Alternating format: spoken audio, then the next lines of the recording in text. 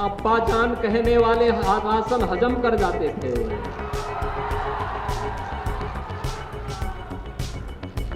नमस्कार, स्वागत है आपका एनसीआर मीडिया पर। मैं हूं आपके साथ दिनकर आनंद। उत्तर प्रदेश में अगले साल होने वाले विधानसभा चुनाव से पहले बयानबाजी का दौर शुरू हो चुका है।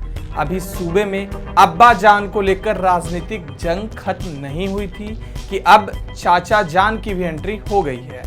दरअसल चुनाव से पहले सभी राजनीतिक पार्टियां अपनी अपनी जमीन तैयारी करने में जुट गई है। बयानबाजी का दौर शुरू तब हुआ जब सीएम योगी एक रैली को संबोधित करते हुए बिना किसी का नाम लिए सपा को निशाने पर लिया। इस दौरान उन्होंने कहा कि अब्बा जान कहने वाले गरीबों का सारा राशन हड़प जाते हैं। राशन मिल रहा होगा ना आप लोगों को? राशन मिल रहा है राशन। क्या ये राशन 2017 के पहले भी मिलता था? क्योंकि तब तो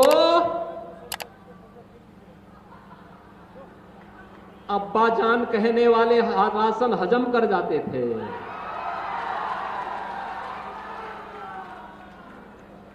तब कुशीनगर का राशन नेपाल पहुंच जाता था, बांग्लादेश पहुंच जाता था। और आज कोई इन गरीबों का राशन निकलेगा तो राशन तो नहीं निकल पाएगा, लेकिन जेल जरूर चला जाएगा।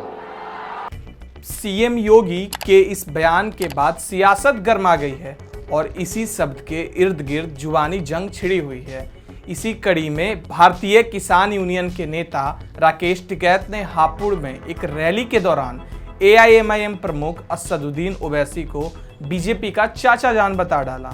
दरअसल हापुड़ में एक सभा को संबोधित करने के दौरान राकेश टिकैत ने भारतीय जनता पार्टी पर निशाना साधते हुए कहा कि भारतीय जनता पार्टी के चाचा जान ओवैसी अब उत्तर प्रदेश में आ गए हैं। राकेश टिकैत ने ओवैसी पर आरोप लगाते हुए कहा कि ओवैसी भाजपा को गाली देते हैं तो उनके खिलाफ कोई केस नहीं दर्ज होता है, क्योंकि ये दोनों एक ही टीम के हैं। आपको बता दें कि राकेश टिकैत अभी किसान आंदोलन के तहत उत्तर प्रदेश के अलग अलग इलाकों में जाकर किसानों को संबोधित कर रहे हैं। इसी कड़ी में वो हापुड़ पहुंचे थे। साथ ही राकेश टिकैत ने कहा कि आज की सरकार सड़कें, फैक्ट्री बेचने में लगी हुई है। प्रधानमंत्री ने 2022 तक किसानों की आय दोगुनी करने की बात कही थी। हमें भी 1 जनवरी 2022 से अपनी फसल के दाम दोगुने चाहिए। हम लोगों के बीच में जाकर अपनी बात बताएंगे। अगर इस सरकार ने हमें कुछ नहीं दिया तो हमें भी इसे वोट नहीं देना चाहिए। दरअसल अगर देखें तो ओवैसी पर यह इल्जाम पहली बार नहीं लगा है। अक्सर राजनीतिक पार्टी के प्रवक्ता और नेता कहते रहते हैं ओवैसी मोदी सरकार की आलोचना करने से बचने की कोशिश करते हैं और उनका निशाना अक्सर कांग्रेस और दूसरे सेकुलर दल होते हैं। ओवैसी विरोधी तत्व ये भी कहते हैं कि उनकी पार्टी केवल उन्हीं सीटों पर चुनाव लड़ती है जहां मुसलमान आबादी अधिक है।